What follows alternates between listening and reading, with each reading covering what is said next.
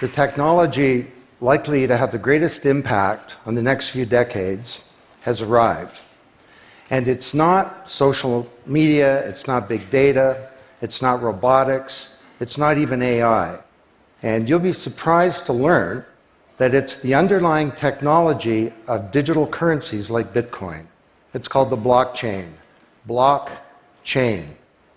Now, it's not the most sonorous word in the world, but I believe that this is now the next generation of the internet, and that it holds vast promise for every business, every society, and for all of you individually.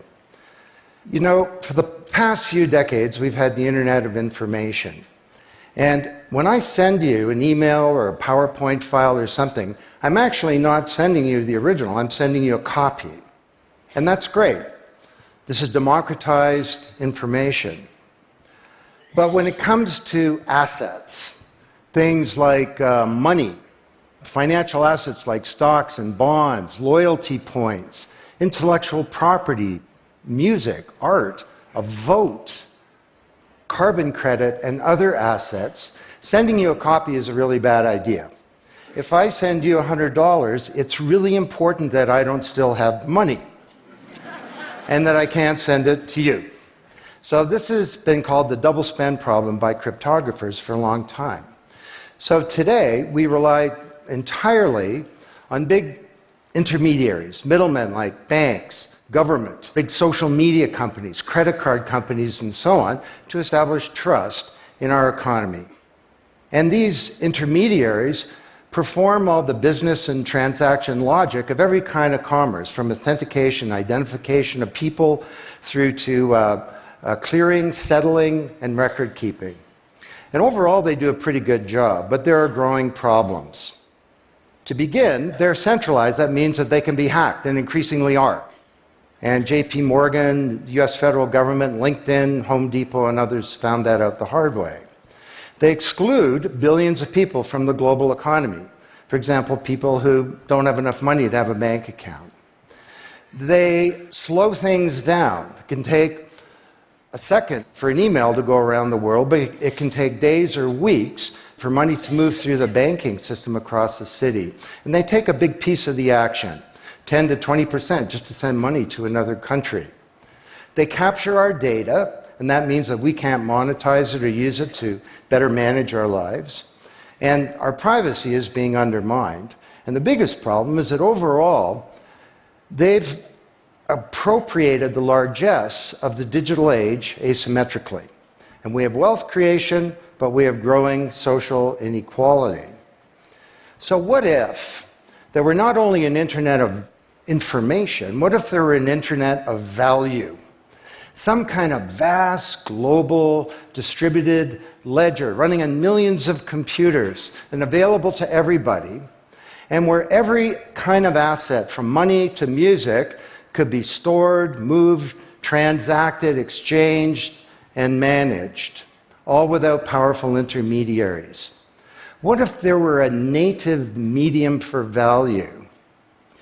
Well, in 2008, the financial industry crashed, and perhaps propitiously, an unknown or anonymous person or persons named Satoshi Nakamoto created a paper where he developed a protocol for a digital cash that used an underlying cryptocurrency called Bitcoin.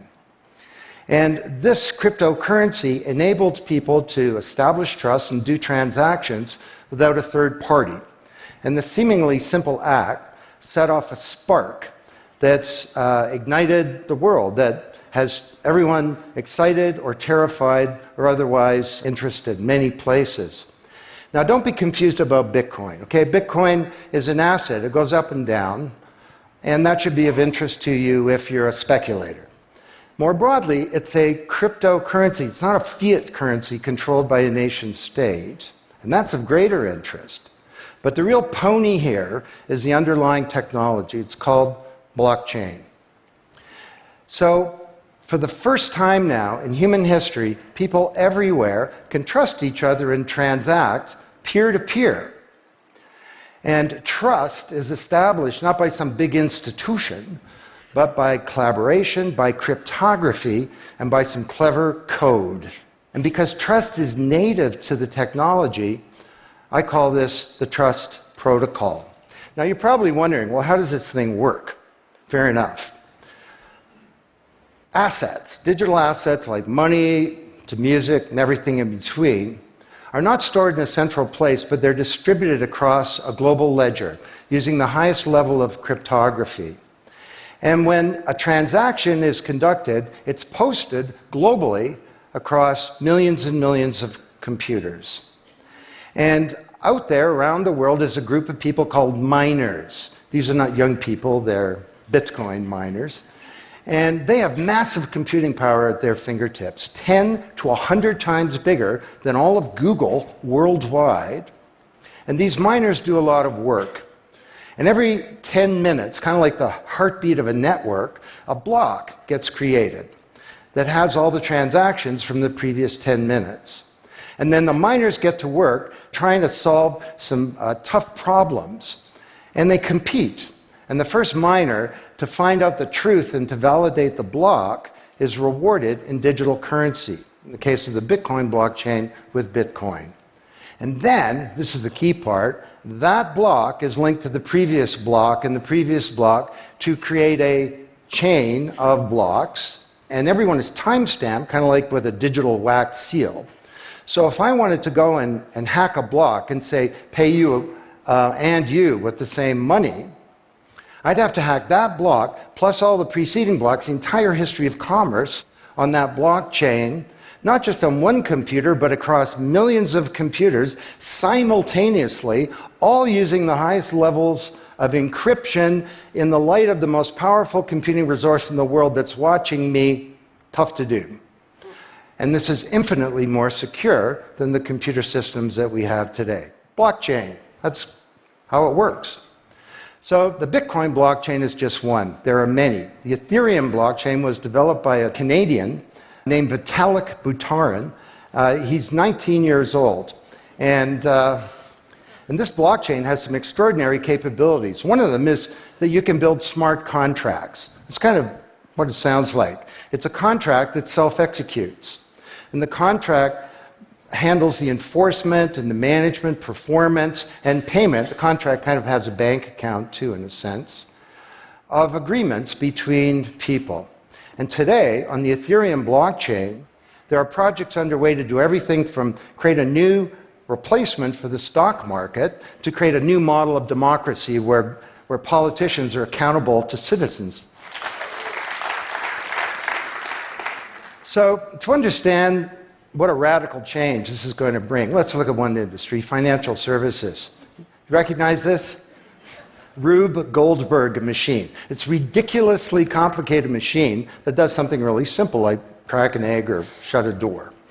Well, kind of reminds me of the financial services industry, honestly. I mean, you tap your card in the corner store, and a bit stream goes through a dozen companies, and each with their own computer systems, some of them being 1970s mainframes, older than many of the people in this room. And 3 days later, a settlement occurs.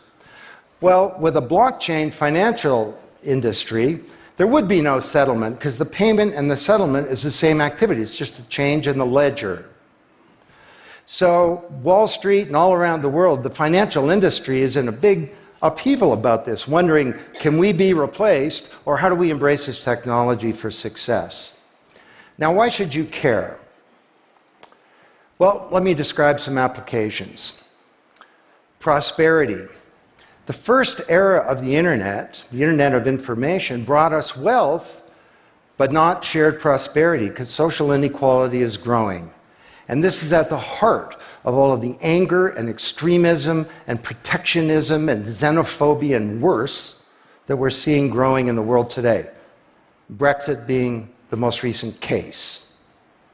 So, could we develop some new approaches to this problem of inequality? Because the only approach today is to redistribute wealth, tax people and spread it around more. Could we pre-distribute wealth? Could we change the way that wealth gets created in the first place by democratizing wealth creation, engaging more people in the economy, and in ensuring that they got fair compensation. Let me describe 5 ways that this can be done. Number 1, did you know that 70% of the people in the world who have land have a tenuous title to it?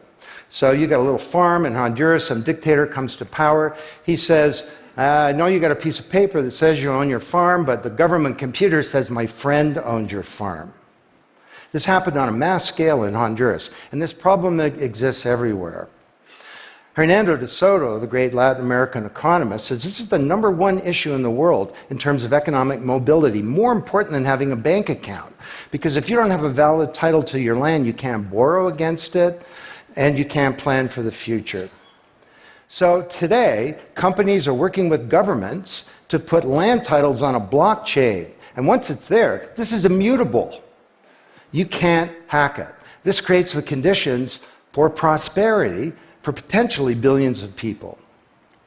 Secondly, a lot of writers talk about Uber and Airbnb and TaskRabbit and Lyft and so on as part of the sharing economy. This is a very powerful idea that peers can come together and create and share wealth.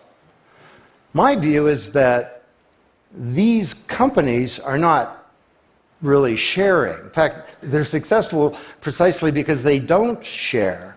They aggregate services together and they sell them. What if rather than Airbnb being a $25 billion corporation, there was a distributed application on a blockchain, we'll call it Airbnb, and it was essentially owned by all of the people who have a room to rent. And when someone wants to rent a room, they go onto the blockchain database and all the criteria sift through, help them find the right room, and then the blockchain helps with the contracting, it identifies the party, it handles the payments, just through digital payments are built into the system, and it even handles reputation, because if she rates a room as a 5-star room, that room is there, and it's rated, and it's immutable. So the big sharing economy disruptors in Silicon Valley could be disrupted, and this would be good for prosperity. Number 3, the biggest flow of funds from the developed world to the developing world is not corporate investment, and it's not even foreign aid. It's remittances. This is the global diaspora, people who've left their ancestral lands, and they're sending money back to their families at home. This is $600 billion a year, and it's growing, and these people are getting ripped off. Annalie Domingo is a housekeeper, and she lives in Toronto, and every month she goes to the Western Union office with some cash to send her remittances to her mom in Manila. It costs her around 10%. The money takes 4 to 7 days to get there. Her mom never knows when it's going to arrive. It takes 5 hours out of her week to do this. 6 months ago, Annalie Domingo used a blockchain application called Abra. And from her mobile device, she said $300 went directly to her mom's mobile device without going through an intermediary. And then her mom looked at her mobile device, and it's kind of like an Uber interface. There's Abra tellers moving around. She clicks on a teller that's a 5-star teller. He's 7 minutes away. The guy shows up at the door, gives her Filipino pesos. She puts them in her wallet. The whole thing took minutes, and it cost her 2%. This is a big opportunity for prosperity. Number 4, the most powerful asset of the digital age is data. And data is really a new asset class, maybe bigger than previous asset classes like land under the agrarian economy or an industrial plant, or even money. And all of you, we create this data. We create this asset. And we leave this trail of digital crumbs behind us as we go throughout life. And these crumbs are collected into a mirror image of you, the virtual you. And the virtual you may know more about you than you do, because you can't remember what you bought a year ago or said a year ago or your exact location a year ago. And the virtual you is not owned by you. That's the big problem. So today there are companies working to create an identity in a black box. The virtual you owned by you. And this black box moves around with you as you travel throughout the world, and it's very, very stingy. It only gives away the shred of information that's required to do something. A lot of transactions, the seller doesn't even need to know who you are. They just need to know that they got paid. And then this avatar is sweeping up all this data and enabling you to monetize it. And this is a wonderful thing, because it can also help us protect our privacy. And privacy is the foundation of a free society. Let's get this asset that we create back under our control, where we can own our own identity and manage it responsibly. Finally,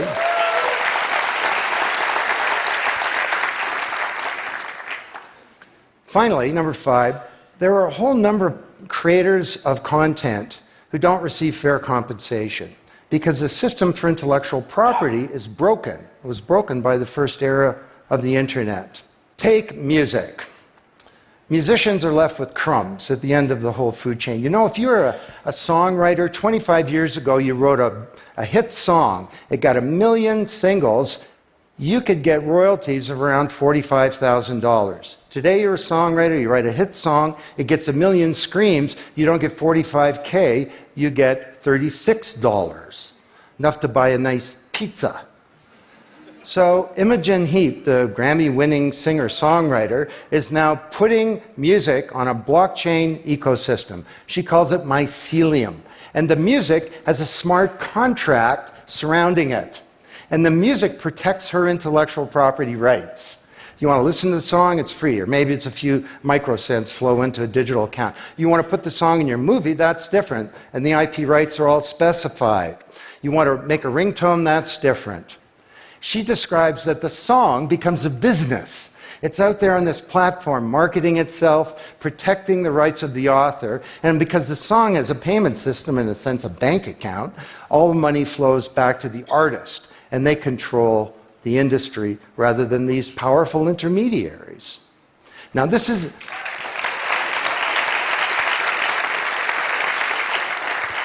not just songwriters, it's any creator of content, like art, inventions, scientific discoveries, journalists. There are all kinds of people who don't get fair compensation, and with blockchains, they're going to be able to make it rain on the blockchain, and that's a wonderful thing. So these are 5 opportunities out of a dozen to solve one problem, prosperity, which is one of countless problems that blockchains are applicable to. Now, technology doesn't create prosperity, of course, people do.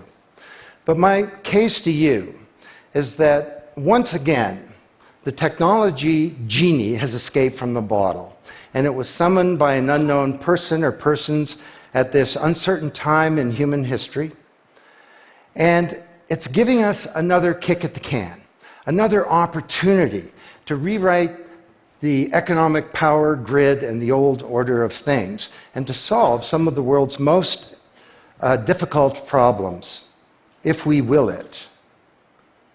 Thank you.